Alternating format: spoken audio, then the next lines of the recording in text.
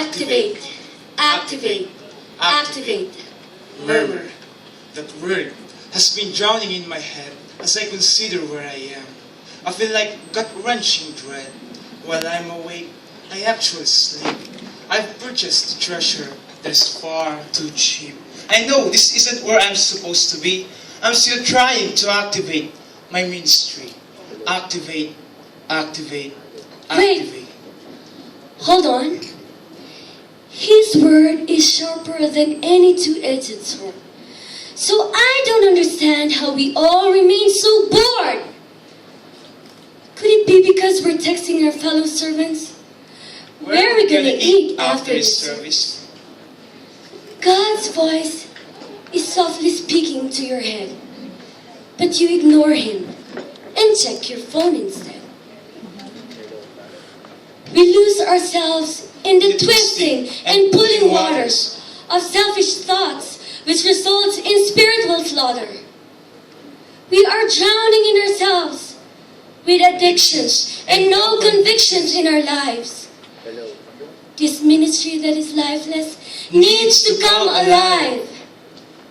When we are selfish, we commit idolatry, and that graven image is us. God is crying out for you to lose your life. Lose your life in activate, activate, activate. So, instead of drowning in ourselves with all the me, myself, I, me, can we pour out, be selfless, and let the fullness of Christ be the foundation and the force that causes us to Activate, activate, activate. He's supposed to increase. So I guess that means that I should decrease. Well, I can fight this flesh very well. So the only way it could happen is if I willingly disease and activate, activate, pursue, perpetuate, culminate, validate, actuate that gospel that's alive. It's not dead, it's alive. It's pushing, pumping blood right through his veins. It's the reason I need to signify and choose to testify.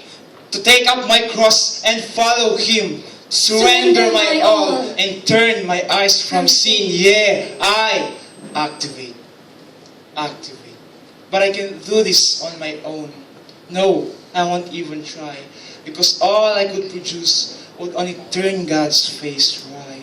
I wouldn't get much done because I'm just one guy. This earth would turn out lifeless and dry. And as an end result, God would no longer be nigh. So since by myself, this I cannot do.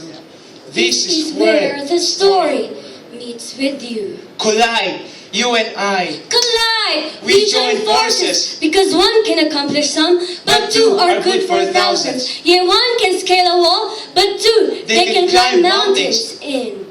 Activate.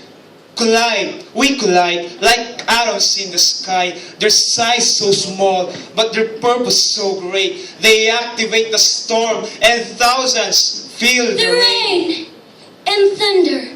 We hear the thunder. Lightning strikes in the midst of the storm. And it is here where God begins to transform. To transform our hearts. So we are driven to activate. Activate our ministries. Activate.